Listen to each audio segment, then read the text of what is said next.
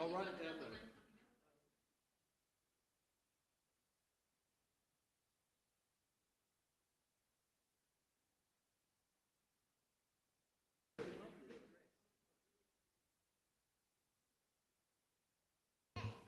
Hey, did you? Well, it's lovely, Rain. It's very nice.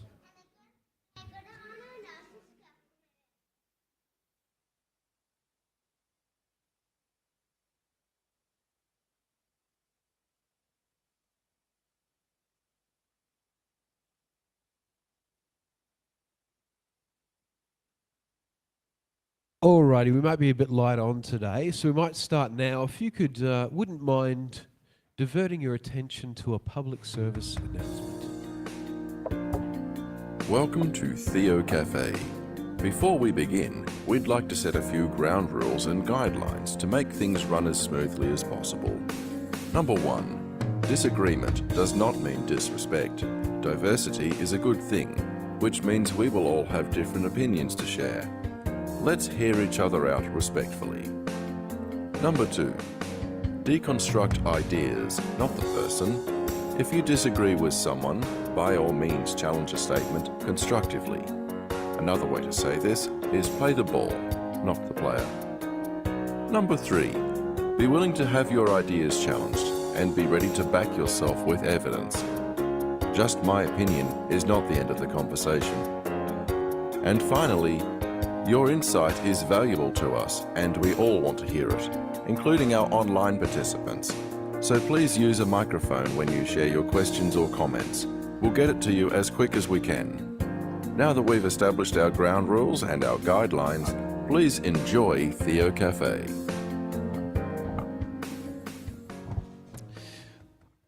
Welcome, everyone. The chair's quite new. I did this when Dan was here and it was really comfortable, so I'm keeping it for now. We've got a couple more turning up, but we can begin. So, you gave me the clicker. Thanks, Josiah. I'll use that. Lovely. So the topic for this Theo Cafe is the lost years of Jesus. I don't know why that still says Divine Mercy Sunday on it. It's not meant to. That's just meant to be a little Jesus, right? Lovely. That's what happens when you use AI and they they look at previous prompts that you've used. Excellent. So what I thought, this is a really good question about, I think the initial question was was Jesus a carpenter? And then I sort of branched that out into those years of Jesus that we don't often hear about in the canonical Gospels or any other biblical writings from, just after he was born right through to when he bursts onto the scene at about 30 years old. So it's a great question because there's a whole bunch of conspiracy built around it, and I don't blame people for building conspiracy around it because what we don't know, we are eager to know. As humans, we are inquisitive people. Unfortunately, sometimes we don't look hard enough for the information. So then we build a whole bunch of conspiracies around it and say it's been hidden from us. It's under the archives in the Vatican. And they're not letting us know for this, that, or the other reason. Not true. We have all the information. Anyway, so the lost years of Jesus. So we're going to be focusing on the non-canonical infancy Gospels, right? This may seem a bit info-heavy and not so fun, but it will be as we go through, I promise you. All right?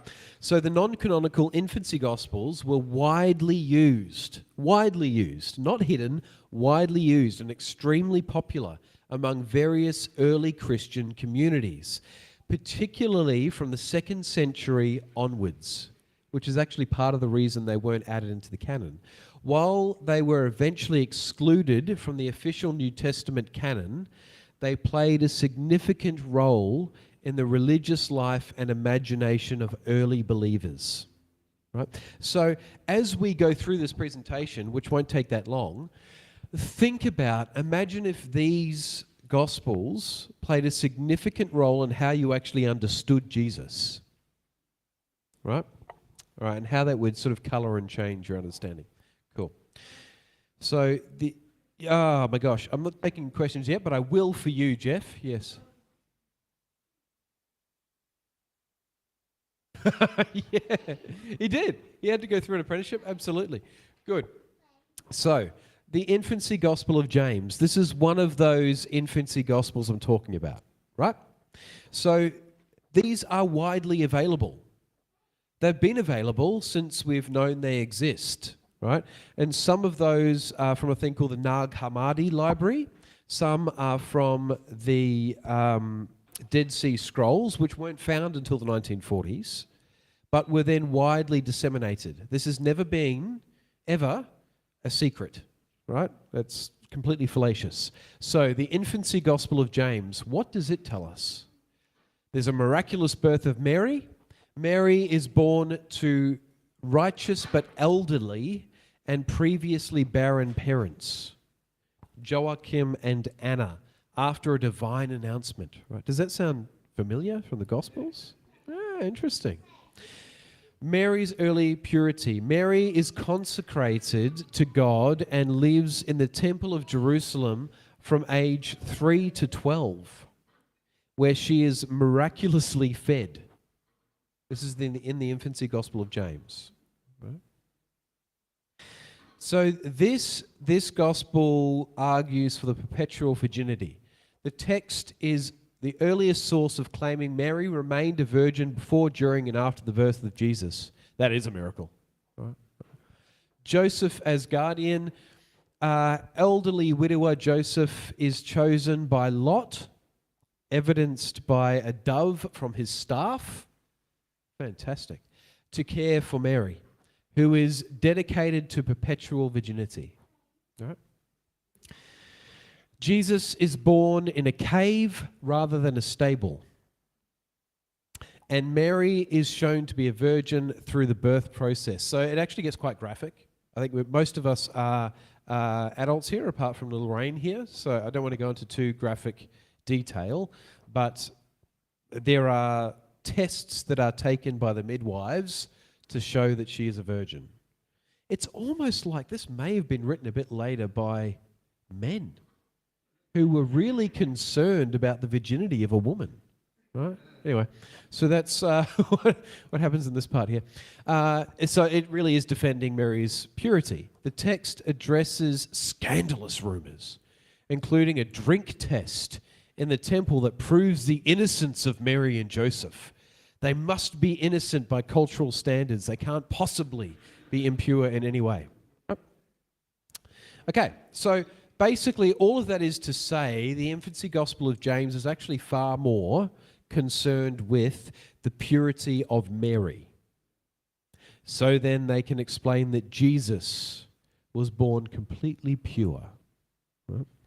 Keep in mind, it wasn't until Augustine wrote The City of Gold that the idea of being born into sin through fornication, through the act of actually creating life, was even an idea of being sinful. But, cool. So that's what that one is. The infancy gospel of Thomas is really interesting. Why did I make that so tiny? All right. So key miracles in the infancy gospel of Thomas, right, which are absolutely available. Don't say priests do not teach you these things. I'm a priest. I'm teaching you, right? So key miracles and episodes. The narrative details a series of supernatural acts performed by Jesus between the ages of 5 and 12, right? Oh, why did I not make this bigger? Okay, so there's some really fun ones in this nativity gospel of Thomas, right?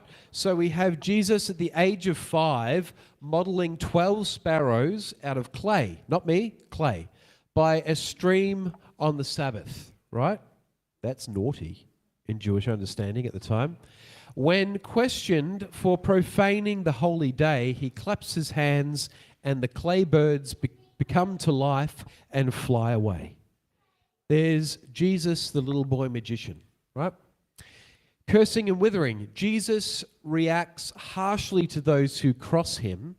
He withers a boy who disturbed his pools of water and strikes another child dead for accidentally bumping into his shoulder. As in and keep in mind, early Christian communities, some of them only had this as their gospels. We've never seen toddlers behave that way, have we? I think we actually have. They just didn't have miraculous powers, right? Conflict with Jesus repeatedly outwits and humiliates his teachers. Seriously, go and read this. It's hilarious. Repeatedly outwits and humiliates his teachers. He confuses Zacchaeus by expounding on the secret meaning of the letter alpha, which is a Greek letter. Learn Greek if you want to know the gospel as well. He later causes another teacher to faint or die after being struck on the head, though he eventually heals him. So just like was in the good old days when teachers were allowed to cane you on the wrist, that solved everything. Nobody was a killer back then. Nobody committed crimes when you could just smack them on the hand, right? They did that to Jesus on the head. And Jesus decided, well, you know what? I'm going to kill you instead. Killed him, but then thought, oh, it was a bit harsh. I might raise him back to life. To clear himself of false accusation, Jesus resuscitates a child named Zenon who had fallen from a roof. They thought Jesus pushed him, but he didn't. He also heals his brother James from a snake bite and raises several other people from the dead, including a man who died during house construction. This is all very general stuff. In one instance, Jesus uses his power to help his father Joseph by stretching a short beam of wood to make it equal to another during his carpentry job. How handy is that? How would that be, Jeff? You had a pipe that was a bit too short? That's all right. Little boy JC can make it longer, right? Very good. So basically, it's important to understand why this stuff was written. So relationship with Judaism, the author was likely a Gentile because he basically knew nothing about Judaism. As the work shows little knowledge of actual Jewish customs. While Jesus and his family are the protagonists, they are depicted as surrounded by unfriendly Jews. Is that familiar? Yes. So scholars suggest it served to provide human interest regarding Jesus' childhood and addressed theological problems such as the legitimacy of his birth and his status as the perfect man even in infancy. We've seen that through the previous gospel I mentioned. It was all about how pure Mary was, right? Good, the temple final. The gospel concludes with the story of the 12-year-old Jesus in the temple where he amazes the elders with his ability to solve complex problems of the law in parables. We have something similar to that in the actual gospels. Well, the canonical gospels, put it that way. Whoa, Clay. Is that all I've got? Oh, okay, cool. The Arabic infancy gospels. This is another one that fills in the gaps in that time period. Oh, I thought I'd formatted this better. This is a 5th or 6th century compilation popular in Eastern Christianity. So the previous ones were actually almost contemporary with the gospels that are in the canons. They were that early, right? So they were floating around the similar times that Mark, Luke, John, Matthew were all written. This one is a 5th or 6th century, right? So the gospel documents the birth of Jesus, the family journey and miracles in Egypt performed by Jesus and Mary, and various supernatural acts performed by Jesus during his childhood.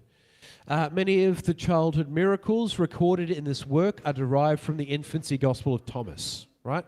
So they clearly draw from Thomas. Just like Matthew and Luke draw from Mark, and John is kind of separate from those, these ones draw from the infancy gospel of Thomas. The text is believed to be a translation from original Syriac version. It was first edited and translated into English in 1697 by Henry Syke. He was a big guy who liked to translate early Christian literature into English. So the child Jesus often reacts to a perceived lack of faith or opposition by causing a terrible event, such as a maiming, a blinding, or killing an individual. Isn't that horrible to think of Jesus doing those things? But wouldn't it be useful if then we could say, well, the wars that we do today that kill children, Jesus did similar? Think of that. Because we don't have that in our actual Gospels. We don't have a Jesus that legitimized killing children for any reason. But in these we do. Cool, lovely. After the faithful offer prayers and recognize his divine power, because in this one he's emotionally intelligent, Jesus restores the victim to their previous condition, showing he has power to heal as well as destroy, right? So it's like, well, you did bad to me. I'm going to show you. I'm going to do bad to you. Oh, you like me now? All right, I'll restore you, right? That's what's going on in these scriptures, which I think a lot of Christians, unfortunately, in the West today, think God is like. So they're kind of more with this. The children, so there's a key episode here which is really interesting. Children hide from him when Jesus asks where they're gone because he wants them to come out to play, right? So Jesus asks their mother, where are they? And the women present a claim that no one is there, right? This is called the parable of the goats. It's really fun. Jesus asked who the creatures in the house are. The woman mockingly replied, they are 3-year-old goats, trying to hide the children, right? Jesus commands the goats to come out to their shepherd, and the children are physically transformed into goats. The mothers eventually beg for mercy, acknowledging Jesus as Lord and healer, leading him to restore the goats to their human forms. Yeah, cool. So the cultural and religious significance. So those who like this Jesus who legitimizes the death of children if they don't follow his, commands, and is kind of revenge-driven, right? Yeah, cool. So because the text is available in Arabic, its legends were significantly influential. They were adopted into the Quran. So in the Quran, you have these stories of Jesus, right? There are stories of a more retributive Jesus in the Quran. Not in Christianity, but in Islam, right? Beyond the Middle East, these stories also permeated Persian legends and eventually reached India. So you'll find some of the Thomist Church in India expounding some of these traditions. Lovely. All right. So before I finish up, and there's so much more we'll go into, I'm hoping you're actually going to ask all those crazy questions that you think aren't worth asking, because it's worth going into. Was Jesus a carpenter? That was a sub-question. All right, so a way of addressing this, right? We live in 21st century Australia, I think, most of us. Yep, we're all here in Australia. Yep, 21st century. Yep, good. We've been told growing up, some of us, and certainly through Hallmark, that Jesus was a carpenter, Joseph was a carpenter. Okay, so the Greek for Jesus's what he did for work, for the lack of a very better word, very different culture, was tekton, right? So builder, just general builder, and more specifically sort of a craftsman for the area. If we have ideas around the Gospels and ideas around Scripture, and certainly even ideas around the Holy Land today, then we would know that in Nazareth and Galilee, no houses were made of wood back in his time. There aren't many trees around that area in his time. Jesus almost certainly was not a carpenter. Neither was Joseph. The manger that they laid Jesus in was and is today still made of stone. So the tekton, this is why learning Greek, just little bits of Koine Greek, street Greek that they used back in the first century, can be very helpful in understanding Scripture, right? The tekton they're talking of, Jesus was almost certainly most of the time a stonemason. Almost certainly not most of the time a carpenter. Because they didn't make the houses out of wood. They didn't make their mangers out of wood. They barely made anything of any standing out of wood. They made it all out of stone.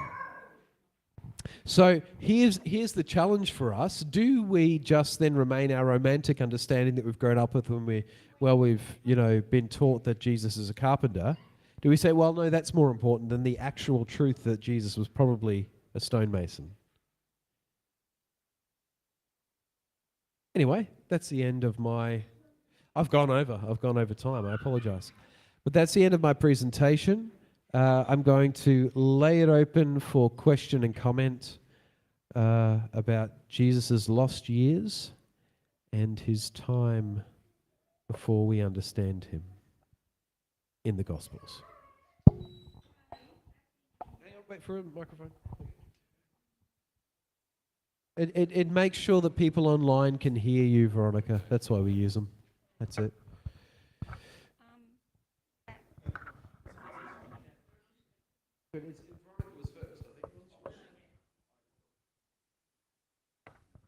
Back in that time, Yep. did they have wooden carts with the round wheels? Oh, they would have. Yep. Whoa, hello. Back in that time, they certainly would have had wooden carts with round wheels, they yes. would have had, whatever they call them, people that for the wood. They would have had people that made those wooden... Yes. So before the Industrial Revolution, which this is part of economics as well, which made people specialize in things. So now you specialized in making this part of the garment, not the whole garment, and this part of the garment, right? So that way you could make more money out of that garment. You specialized in making specifically a wheel or a cart, or you specialized just in wood or stone. Before that happened, which is around very late 18th century, 19th century, people would not have specialized in just making those carts. So your main thing would have been the main need of the area. And those carts would have been made to last as long as possible. Not like light bulbs today that are only made to last a certain amount of time. Okay. It's a good question. It's a very good question. Thank you, Veronica.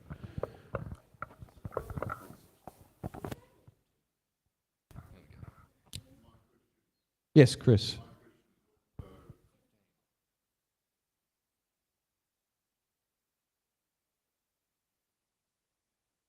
Cool.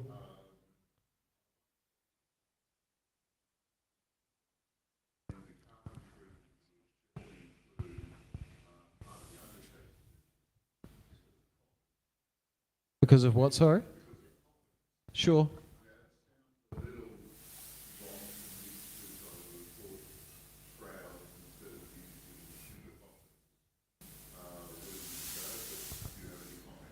100%. Yeah, no, I don't think they... I mean, our modern understanding of putting a coffin 6 feet down was not the practice back in first century Palestine. Absolutely not.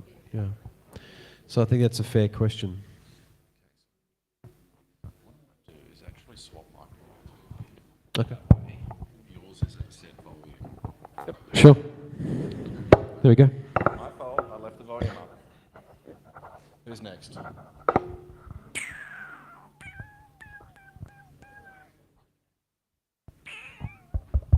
Should be working.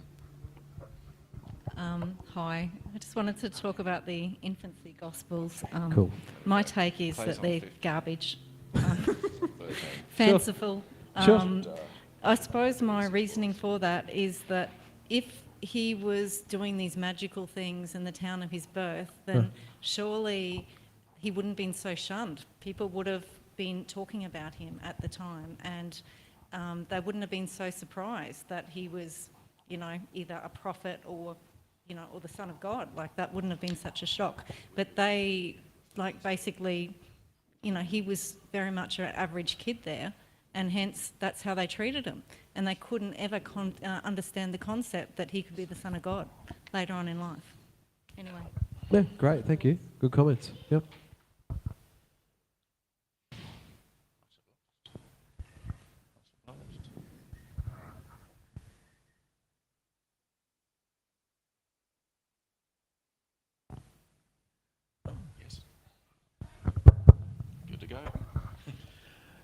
I'm leaning more towards the stonemason style of employment, and I guess the reason for that is that the area that he lived in had, I don't know, 20 or 30 or 40 or 50 houses. Yeah, it was. I mean, And where's the work? And the work was, in reality, building for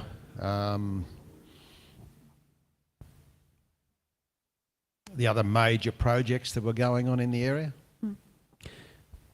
yeah, no, I think it's completely fair. Here's another jar of worms that we can open up that needs to be another Theo cafe. That's the cool thing about this one. It kind of leads to a bunch of other Theo cafes. Whether you agree that he was born in Nazareth or Bethlehem, why would you question that? The Nazareth was only about 200 to 400 people. Very, very small, backwoods country community. You know, that's why we see in the Gospels, can anything good come out of Nazareth? Right? Very small. And most things are made out of stone. And you're right, Bob, absolutely. The bigger, major things were made out of stone. You know? So it's not saying that he couldn't have dabbled, or that Joseph would have dabbled in wood, sure, of course. But we have to remember that our, careers were not the same as they are now. You didn't specialise majorly in one thing. It was much more than that. Specialisation came with the Industrial Revolution and the need for those who owned companies and things to be able to make more money out of certain stuff. So that's a bigger discussion. Oh, Chris, yes. Just reflecting on the almost desperation that these non-canonical Gospels have got to create a pure Mary and a pure Joseph and a completely pure life from their point of view. But if you accept, just my thinking, if you accept that, then you take away one of the wonderful things that that you see in the canonical Gospels, is that Joseph and Mary were largely ordinary, leading ordinary lives, and yes, blessed them in an extraordinary, put in an extraordinary position, but ordinary, and then go on to create an ordinary family after Jesus. So, yeah, so reflecting on the fact that, you know, there seems to be a desperation from the writers to prove, to make Mary and Joseph and even Jesus into what they're not. Yep, completely agree. And I do believe that, no, I agree with you, that the ordinariness is actually quite powerful. A ton of other gods have all these miraculous things that happen all the way around them constantly, but that's actually one of the things that sets Jesus apart.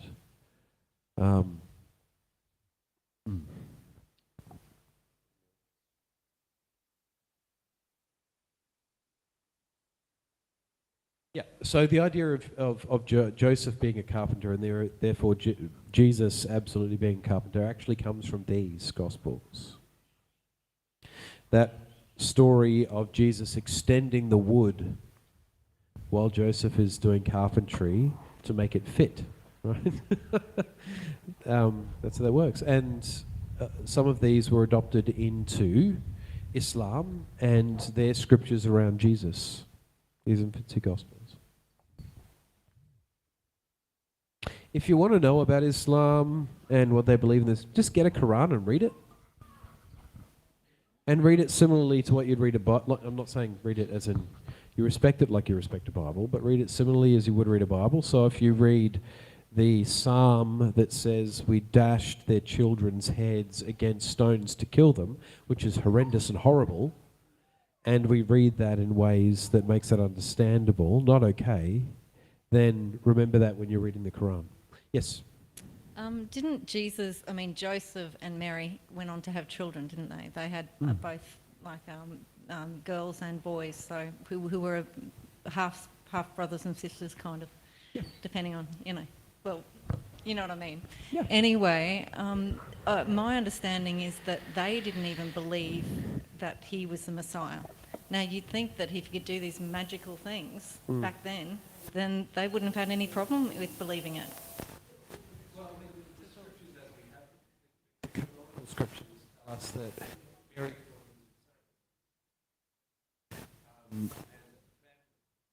questioned him. Absolutely, they were concerned about Jesus and his state.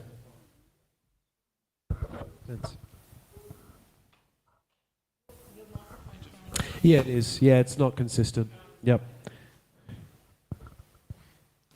Apologies for the sound dropouts. We had some radio interference. All right. On your right. Just supporting that theory that Jesus was a carpenter, or if Jesus was a carpenter, there wasn't a lot of, as you said, there wasn't a lot of timber around. The only way of cooking was on an open fire. They didn't sit on chairs.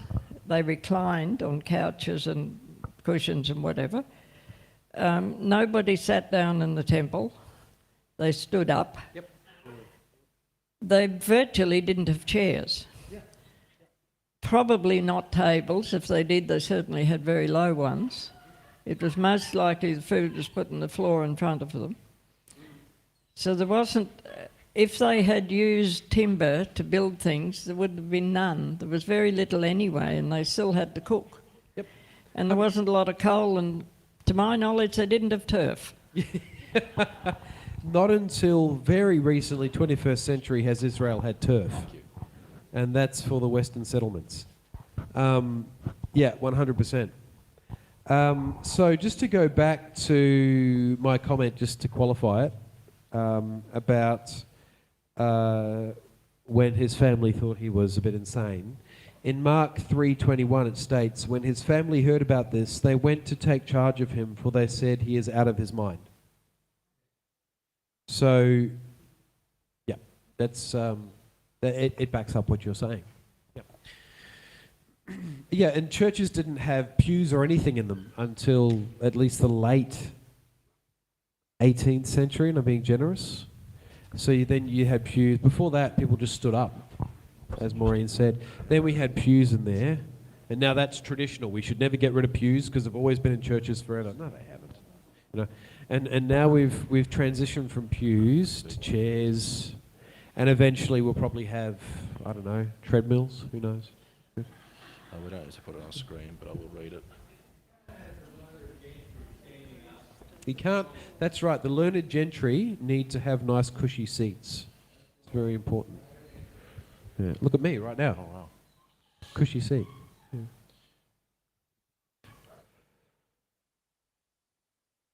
Remember, some of these infancy gospels were extremely important to early Christians. Can you, apart from the fig tree, right? We have an example of grumpy Jesus at the fig tree when he was hungry and the tree didn't give him figs, so he struck it down and it withered, right? But then he taught a story after that. Can you think where else in the Gospels Jesus uses retribution because he's upset because people are speaking against him, doing things against him, are being mean to him, living differently to what he thinks? But that's things, that's not people. He destroyed things. Yeah. So it's like if you have a protest today and you destroy people's things. Jesus did that in the temple. But apart from these nativity gospels, where do you find in the actual canonical gospels where he strikes back and strikes down and uses violence against his enemies?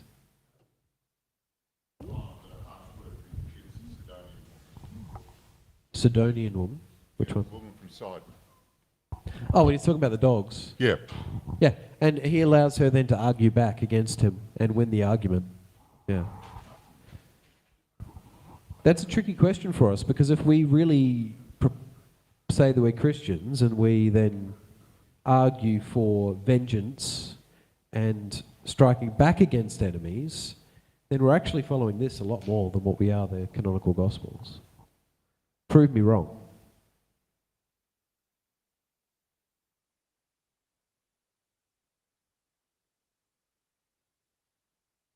Not even, Maureen said, not even in self-defense. Mm.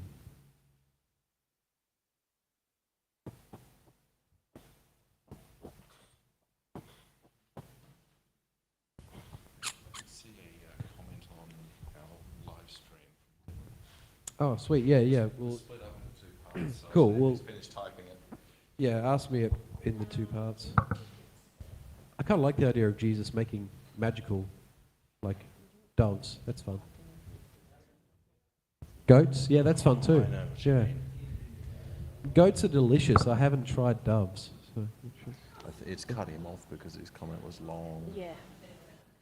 Kidding, I don't eat meat anymore. But I did. A lot of it. It's delicious. So Dylan, if I know Dylan, his question I probably am not worthy of answering, but I'll give it a go. Yeah, we just got a little technical issue. The comment has been cut short, and we're thinking that maybe it was because it was longer. Okay. It did that to him rather than on purpose.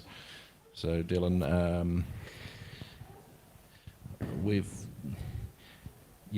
don't know if you, what we've got so far is a comment adding to the discussion. I hope much of the infancy gospel matches the style similar to Grimm's fairy tales, and Desert Fathers. and desert. Yeah, I'll give it to Karen. She's got it in front of her. Okay. Leaning over is really. I hope much of the infancy gospel matches the style similar to Grimm's fairy tales and the Desert Fathers literature, where the goal was to entertain and to teach a moral lesson. Grimm's tales are quite violent or disturbing. It makes me think that while fan fiction today is designed to fill in missing plot, the infancy gospels were for filling in missing moral instruction, making some aspects more accessible to the general public. Does this style help BR ... Yeah, that's the rest of it is where the comments cut short. So I don't know if there was more to add to that or not. Yes, Dylan. Yes. Yes, I agree. I think this is filling in plot holes, right, in the Gospels. That's what this is doing. There was good reason why the Church Fathers decided not to add this into canon. It wasn't a big conspiracy that we're going to push everything out that doesn't agree with our personal way of thinking. Because if that was the case, then have had these theological arguments for 1,000 or so years since they put the canon together. Right? I'm not going to... The rest of Dylan's comment was, does this angle help bring a specific credence and value without equating them to some big word that I don't know? CANONICAL. Canonical, yeah, sweet. So that's the canonical scriptures that we have, the things that make up our Bible, which, depending on which tradition you come from, is like the very evangelical style Bible, which doesn't have the Apocrypha in it, or the mainline Bible, which has the Apocrypha in it, or the Ethiopian Bible, which has even more in it. So the canon is different depending on where you come from.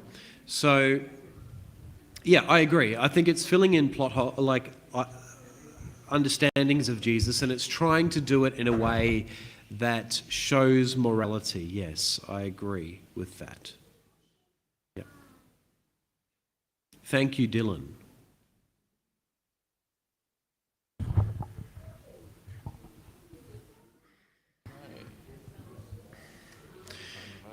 Anybody actually interested in reading them? Because remember, this is part of our Christian heritage. Yes.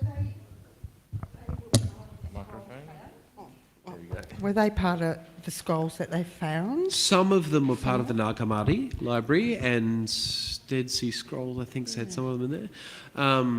Not all of them, though. The rest of them have been available forever. If you want a good source in which to read them, there's a great text called the Other Bible, which has within it the infancy narratives. It has the Nag Hammadi library.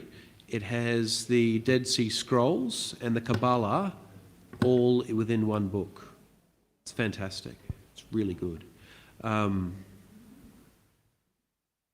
Yeah, the interesting thing about the Dead Sea Scrolls is that we found some of the oldest versions of the Psalms that we have, and it actually adds in verses that we didn't have before. And that raises interesting questions, because do we then change the canon to include those? Because they're actually older, and therefore some would certainly say they actually hold a bit more authority than the later versions that we have. But then you've got people like, well, it's never been in my Bible before, so it should not be in there. You know, Jesus spoke King James English kind of stuff. So it's tricky. People are used to their traditions and used to what they've been raised with, which I think this topic raises those kind of questions. And I may make flippant comments, but, you know, all of these kind of approaches are important to people.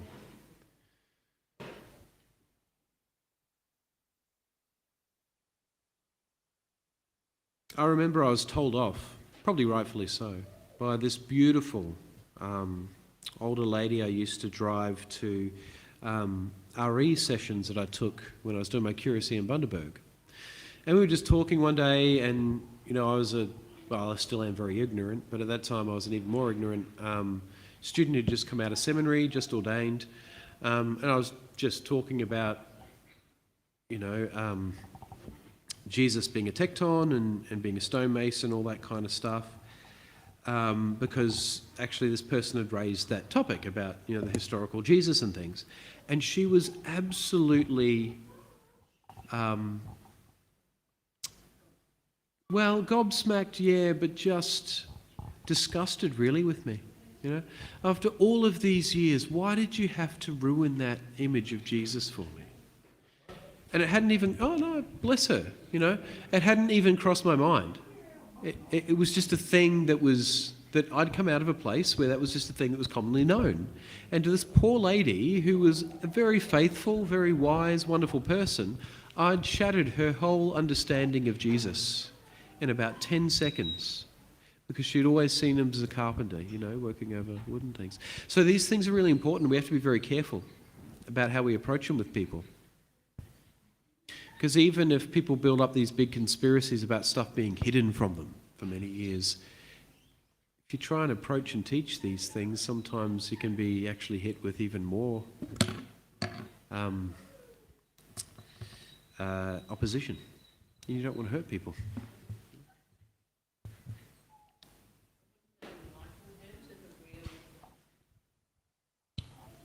You said Sorry? that he was a mason, not a carpenter. Yeah, people so don't can't really- she change her mind? No, people don't want to know, like, the facts and reality. No. That's, people want to know what makes them comfortable, what makes them feel correct, and what gives them a justification for their beliefs, right? So we don't often like being corrected. And it can be very confronting at times. Now, Jesus could have worked with wood, but he would have mostly worked with stone. And we Yes. absorb these things so easily. Like one of your earlier slides, you said one of the infancy gospels had him born in a cave Yes. instead of a stable. Yeah. But the canonical gospels don't say he's born in a stable. No, they don't. It just says he was laying in a manger. Correct. So it was some sort of place where there's an animal feed trough. Yeah.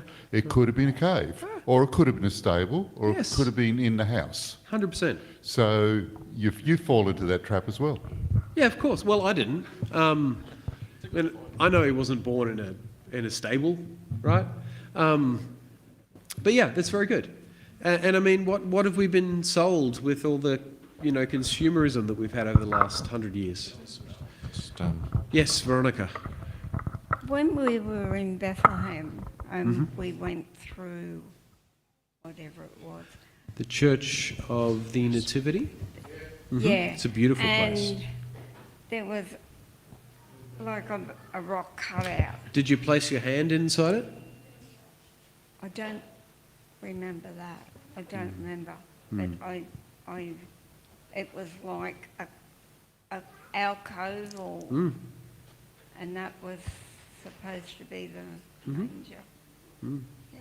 It's beautiful. There's a little golden star thing that's actually around it. So there's a hole about this big. Yeah. There's like a golden star that's around it. You can Yeah. place your hand in that, and the tradition is that that's the place where Jesus was born.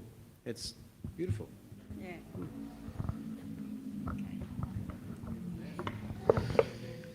One of the things that he may have made on the carpentry line was yokes. Sure. And yokes aren't just a flat thing that we see in the pictures in the Bible. They're actually, Eggs. no, they're not eggs either, and different sort of yoke. They're actually made to fit the animal. Sure. Otherwise they get very sore shoulders. So yokes would have 90% of their ploughing, working, pulling before the days of shafts and wheels, lighter wheels, would have been yokes Sure. for bullocks. Fantastic. Thank you, Maureen. Karen. Yes, over in this corner. So, in the Old Testament, women used to be property. Is it not possible that carpenter might have meant something different back there in professions than what it does in today's day and age? Professions meant something very different back then. 100%, yeah. Nothing like today. Again, we went through the Industrial Revolution. So we think of professions as we think of them today, specialised in a certain area, right? So a plumber is a plumber, right? Does plumbing. Use like the waterworks, all that sort of stuff. I don't know. I'm useless, practically. But plumbers do plumbing stuff. Electricians do electrician stuff, right? Carpenters do carpenter stuff. There we go. And sometimes, I mean, in reality, they'll do things that they're not supposed to on site and all that sort of jazz. That was not the same thing. Absolutely not before the Industrial Revolution. Right? So, tekton is the Koine Greek word. Now, Koine Greek means street Greek, trader Greek. That's the Greek that is written in the New Testament. Right? So it's not classical Greek. It's Koine Greek, which is slightly different to classical Greek. It's the Greek everybody trades in, right? So the English that we speak right now, right? You and I, if Karen and I, whoever and I are going to talk together, that's not going to be the same Greek that we write if we're going to write an academic essay. Same English we're going to speak if we were going to write an academic essay, right? So Koine Greek in the scriptures is the kind of street Greek. They would just speak to each other, right? So, kind of, in a way. So it's the less formal Greek, put it that way. They would trade with each other. So tekton means builder of some kind. And we know contextually where Jesus was born, around the area that he worked, it was mostly stone. Yeah, it didn't mean anything about women, no. It'd be a different word would be used in that way. But thank you, good comment. So the Bible really talks, it's sort of given the idea that Mary and Joseph were pretty poor, really. They weren't, they weren't well off. The profession wasn't providing lots of money or status or anything along those lines. Yep. So which fits really well with that idea of like a labourer or, stonemason. Yep. It's something the father then can easily, get the son into that type of work without really having, a lot of a lot of sort of trade skills. Yep. And also it's a really good way that he was mixing with the average people, which is what he always wanted to mix with. His, even when he, like in his 30s, when he started doing his, basically his real, he started on his road. Basically, he would always be among those who were low caste. So that fits very well as well. Yep, that's great. Thank you. All right, we've got Dylan over here. Might be a little bit off topic, but he heard someone mention, can't they change their mind? I've experienced in conversation depending on the stakes, the rug can be pulled out from underneath someone's mind. Yeah. This can be damaging rather than helpful. Yep. So how do you navigate some challenging conversations without leaving someone hanging over their existential abyss? Existential abyss. I love that, Dylan. Thank you. Go read Sartre first and you'll work all that out. Yeah, that's a deeply pastoral question about ministry, and it's a really good one. Thanks, Dylan. That depends contextually person to person. So I think at times it's about knowing who you're talking to, like knowing them fairly well, and approaching them in a way that you know is going to be something that they are open to, able to be receptive to. And sometimes just not broaching certain things with them because you know they're not in a space where they're even going to consider or accept any adjustment, right? So sometimes it's just getting over your own ego of having to teach people things. You don't have to teach people everything, right? Yeah, and it can be just genuinely a very tricky space to be in. So it's always person first, right? Care for person first.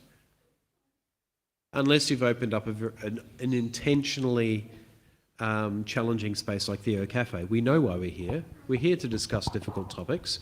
We're here to disagree at times, and we're here to hear each other's opinion, you know? Yeah. Bob? Where Jesus grew up was along a major trade route. And I often wonder, in terms of his growth, and I guess you could say that he didn't need to grow because he was already fully knowledgeable, but there comes a time when you think, well, where did the lessons come from? And he often used stories to actually get his point across, which is an old sales technique, but where did that learning for that come from? And I guess that came from the things that he did within the area. And sometimes the stories that he tells reflect back to some of the experiences that he must have had. Sure, yeah. So Nazareth itself wasn't a major trade route at all. It was near major trade routes like Sepphoris, but Nazareth itself was agricultural and small. Yeah. What was the last point you made there, Bob? Because you said about the stories. The stories that he used to teach, Yes. oftentimes reflected on what must have been experience that he had gained through his everyday dealings and contact with people. Yeah, sure. That's great. And it was part of rabbinic discourse at the time too. Like it was common to have like what we would call little arguments. Back then they seemed to have quite broad shoulders, a bit more backbone. But when you see the lady that Chris mentioned before, the Syrophoenician woman, that bantering was common for rabbis or teachers and their students. Right? So it wasn't as harsh as we see it today. It's about, I'll present this, you hit back on this, here's the answer to that kind of thing. So yeah, I think it's a really good point.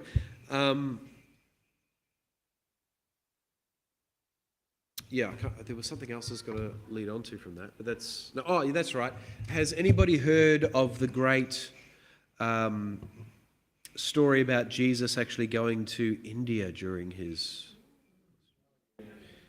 Excellent. Read all about it. It's fascinating. It's pure fabrication, but read it anyway. It's really interesting. And apparently he went to a Buddhist monastery and is known as Isa, right, up there. It's great, excellent. When I was 12 or 13, I was really interested in that. I think there's a book called The Lost Years of Jesus where that's taken from. Really interesting. Pure fantasy, but very interesting.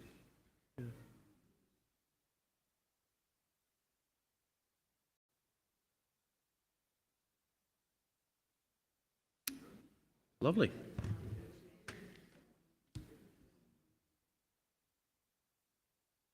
No other big challenges or big bombs being dropped. Lovely.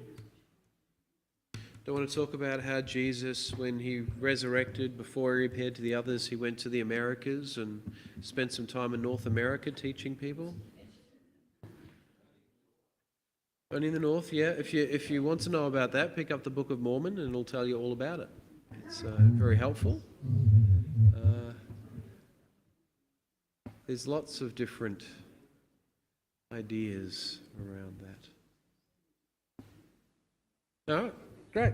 Well, thank you, everybody. That was very simple and straightforward. But I do encourage you to go and have a look and find. If you engage with the infancy gospels, and I encourage all of you to do so, certainly not trying to encourage you not to. Please do. They're really interesting. And the Gnostic gospels more generally. Make sure you get translations which are reputable. So people who have translated, who are respected translators in their area, right? That way you'll get a more sort of accurate understanding. And they can be very useful in understanding how very early Christians developed their ideas. And actually where some of the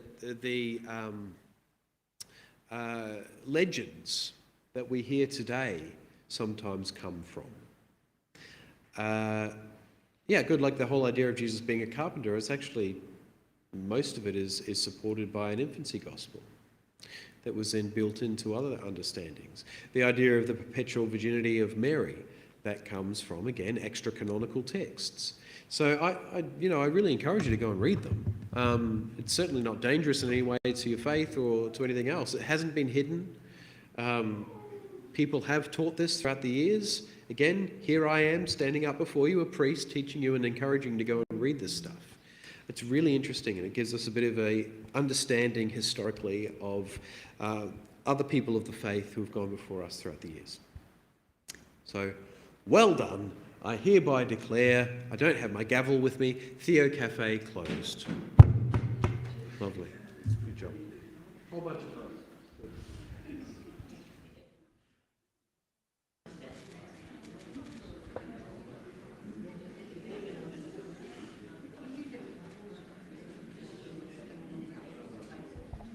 Sorry for butchering your comment, Dylan. I couldn't read it from the angle I was looking at it.